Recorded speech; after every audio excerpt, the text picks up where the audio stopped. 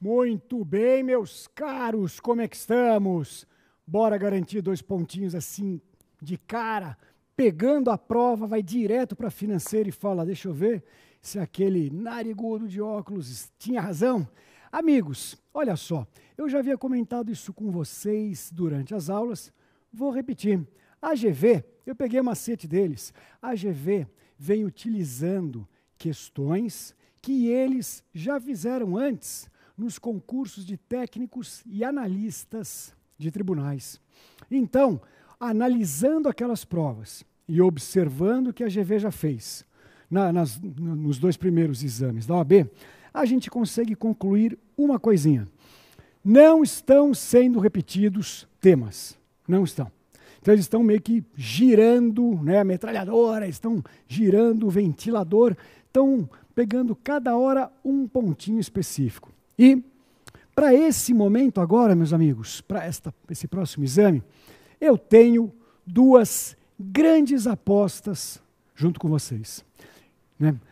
A primeira delas, meus amigos, Tribunal de Contas e controle das contas que acontece no Poder Executivo, não é?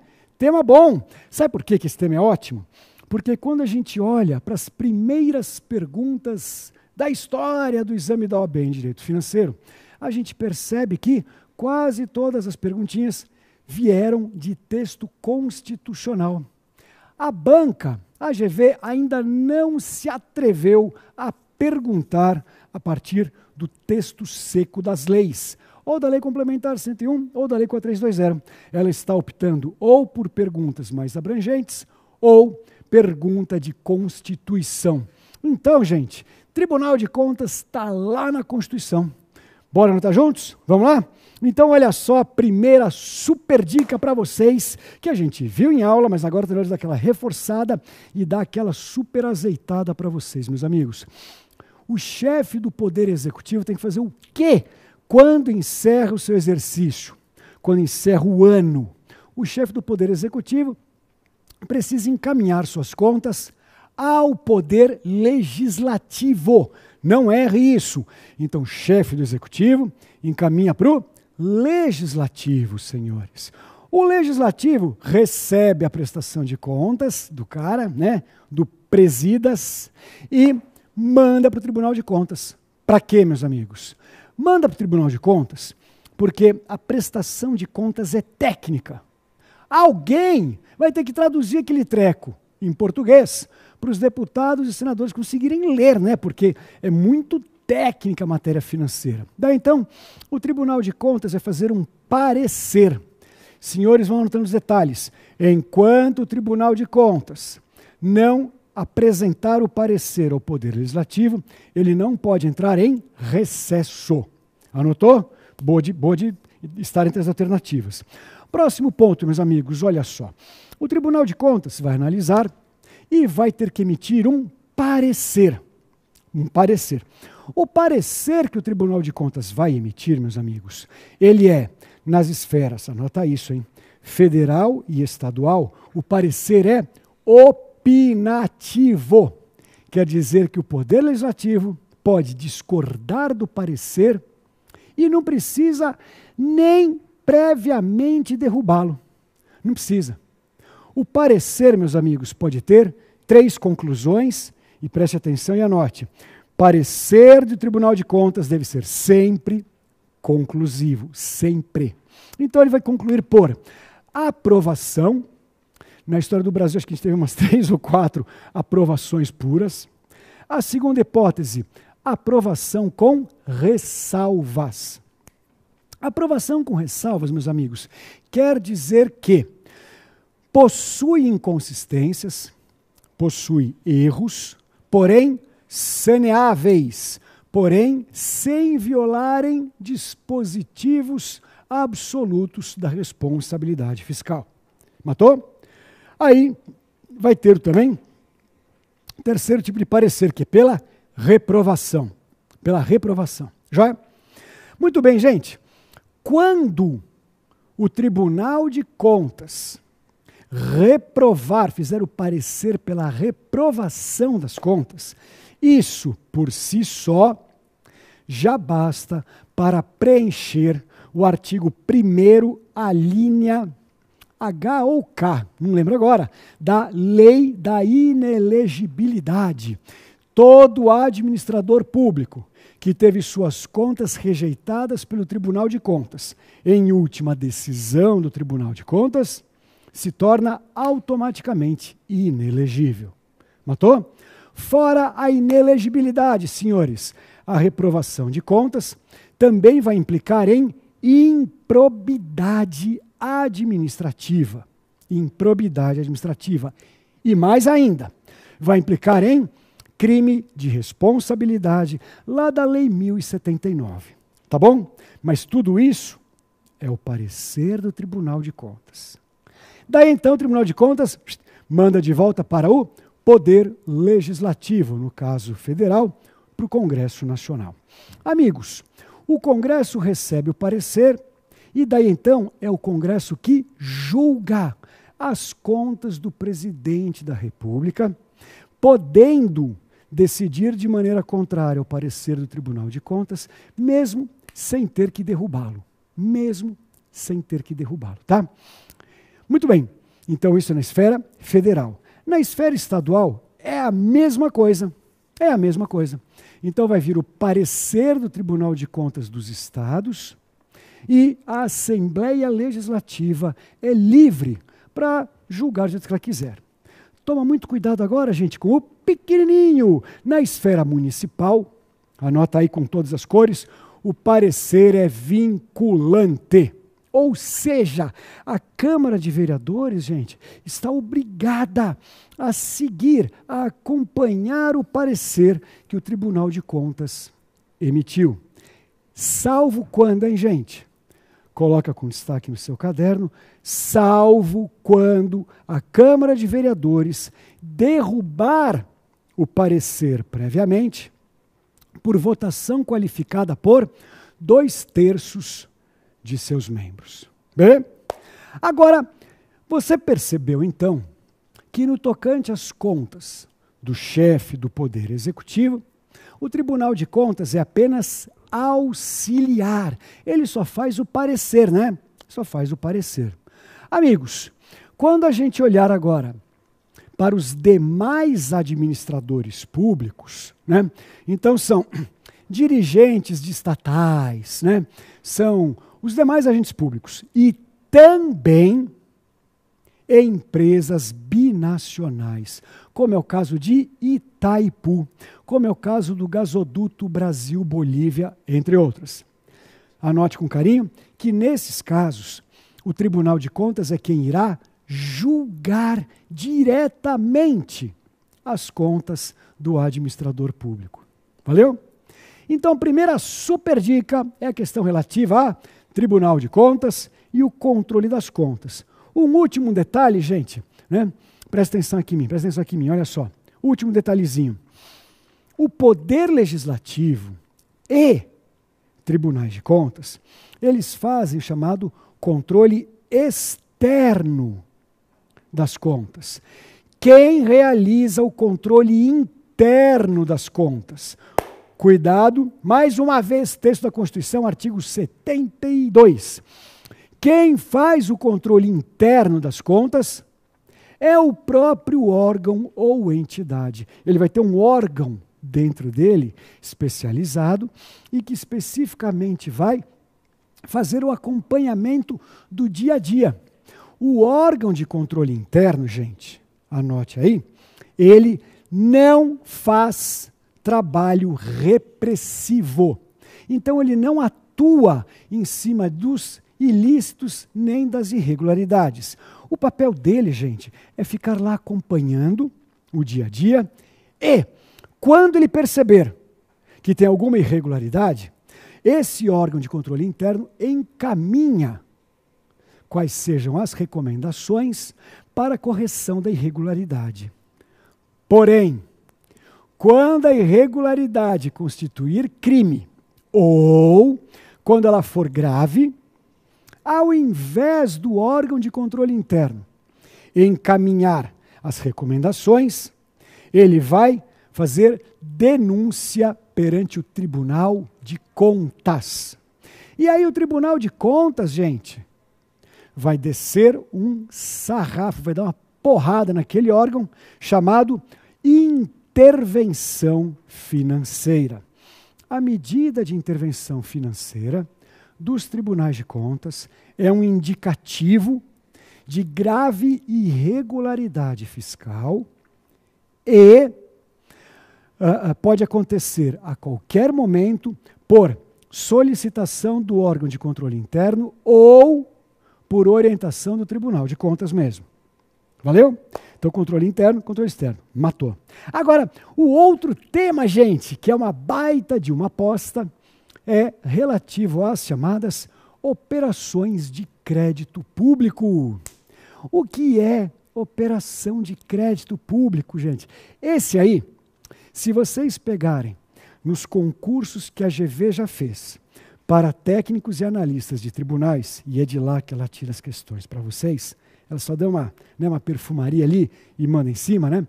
Então, o tema de créditos públicos, gente, nas provas de técnicos e analistas, nos anos de 2022 para cá, representou aproximadamente 1/3 das questões. E ainda não apareceu diretamente para vocês, então, baita de uma pedida. Vamos lá? O que é operação de crédito, gente?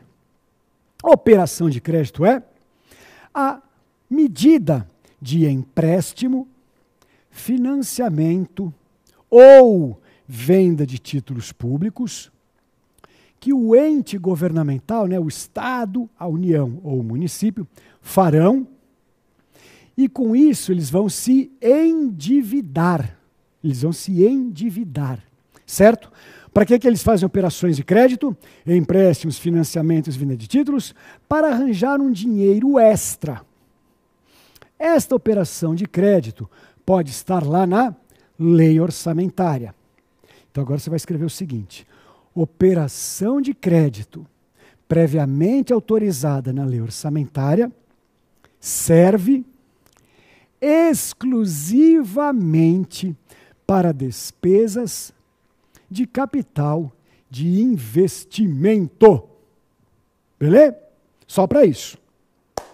Agora, tem um outro tipo de operação de crédito, e essa é a que a GV mais gosta, é a que se chama operação de crédito adicional, que a gente vê em aula. Senhores, os créditos adicionais, recordem, anotem e memorizem. Créditos adicionais são os empréstimos de curto prazo que o ente governamental vai tomar, independente de estar previsto na lei orçamentária. Então, o crédito adicional é extra-orçamentário. Beleza? Gente, quais são os 3 tipos de créditos adicionais? Vamos lá? São 3 tipos. Então, anota aí junto comigo. O primeiro, crédito adicional suplementar. Para que serve crédito adicional suplementar, gente? Crédito adicional suplementar serve para aquele ente governamental arranjar um dinheiro a mais para cobrir uma momentânea insuficiência de caixa. Ou seja, faltou grana para concluir os pagamentos comuns que já foram iniciados. Certo? Esse é o crédito adicional suplementar. O segundo tipo, na letra B, coloca aí, crédito adicional especial. O especial, senhores, serve para o ente governamental conseguir cobrir, anota aí, uma nova despesa que não estava prevista na lei orçamentária, ou seja, ela é superveniente e imprevisível. Então, para pagar uma nova despesa superveniente e imprevisível e inadiável. Quer ver? Exemplos. O presidente decide, no meio do ano, criar um novo ministério. E aí? Como é que vai patota que vai trabalhar nesse ministério? Como ele vai pagar a conta de luz, de água, se esse ministério não existia quando aquela lei orçamentária foi aprovada? Simples. Vai pegar tudo do crédito adicional especial. Outro exemplo, gente, esse aqui é o bom de prova, hein? Foi iniciada uma obra pública. Das boas, hein? Um estádio, um aeroporto, aquelas obras caprichadas.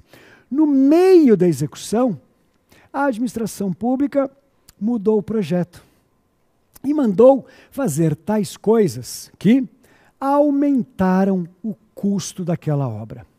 Gente, coloque em vermelho no seu caderno. Todo aumento de uma despesa já iniciada, a parcela de aumento representa uma nova despesa imprevisível. Sacou? Portanto, para cobrir o aumento, o administrador vai abrir crédito adicional especial. Já? O terceiro tipo, gente, crédito adicional extraordinário. O extraordinário, gente, todos nós só estamos aqui hoje graças a eles. Por quê? Coloca aí, crédito adicional extraordinário serve para cobrir despesas de emergências, guerra e calamidade pública. Então, da onde veio a grana que o governo federal precisou para cobrir as despesas da pandemia da Covid, gente? Tudo através de créditos adicionais extraordinários. Joia? Crédito adicional extraordinário. Emergências, guerra e calamidade. Gente, todos esses, o administrador abre, usa a grana e tem que pagar a instituição financeira até o dia 31 de dezembro do mesmo ano. Anota isso. Porém, gente, quando o administrador tomou o empréstimo, fez a operação de crédito, nos últimos 4 meses do ano e não utilizou completamente o valor, ele não precisa pagar até 31 de dezembro. Ele declara que não usou tudo e no dia 1º de janeiro do ano seguinte, ele pode reabrir aquele saldo e usar o remanescente. Matou? Última coisinha sobre eles, senhores. Crédito extraordinário pode ser aberto, o administrador pode abrir, pode pegar a grana, através de medida provisória. Agora, crédito especial e crédito suplementar dependerão obrigatoriamente de prévia autorização do Poder Legislativo. Joia?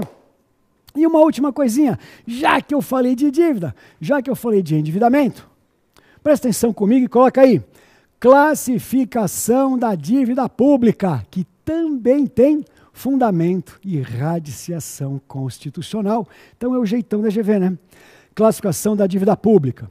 São 3 categorias, vistas em aula e cheiro, cara, cor, tamanho e peso de questão que vai cair na próxima prova, hein? Coloca aí. Primeiro tipo chama-se dívida pública, fundada ou consolidada. Esses são sinônimos, tá? Fundada ou consolidada. Qual é essa? Escreva junto comigo. Dívida pública fundada ou consolidada é a dívida pública de longo prazo. Longo prazo quer dizer mais de 12 meses para pagar, tá?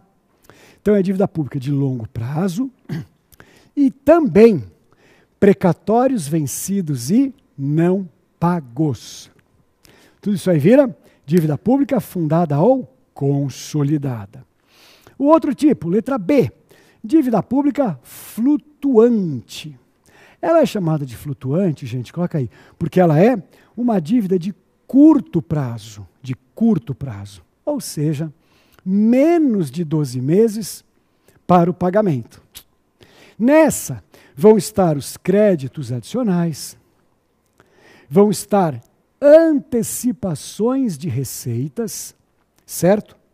E outras formas, tal como, escreve, restos a pagar, que a gente aprendeu junto nas aulas, hein?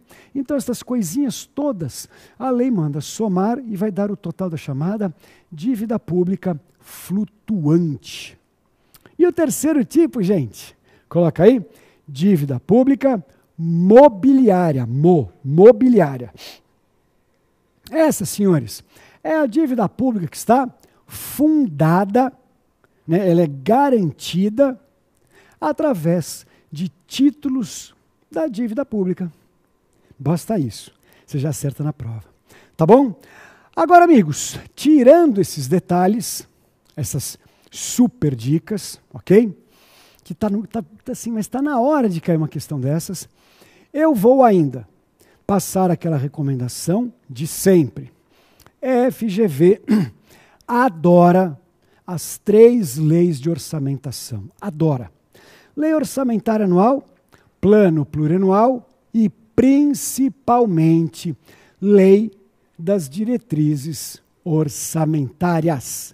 Então, gente, busque no seu caderno aquilo que a gente viu em aula, né, dos detalhes, quer dizer, quais são as matérias que deverão constar da lei das diretrizes orçamentárias. A banca adora essa perguntinha também. Tá bom? Muito bem, meus caros. Tirando estas super dicas, no restante, eu vou falar para vocês, né, manterem aquela tradicional calma, porque no direito financeiro, nas provas que nós tivemos até hoje da OAB, elas foram perguntas bastante acessíveis, porque são perguntas conceituais ou apenas de mera classificação. Não tem, não teve e não terá nos próximos anos pergunta de caso prático, dizendo lá, você é um auditor público, identificou tal irregularidade, qual providência é mais adequada segundo a lei? Não. Isso é questão de auditor da Receita Federal. Ou então, quando vem lá aquela banca com aquela gracinha, né? Ah, o prefeito do município tal fez isso, isso e isso. Assinale a alternativa aqui, tenha o nome correto da operação que ele fez. Não.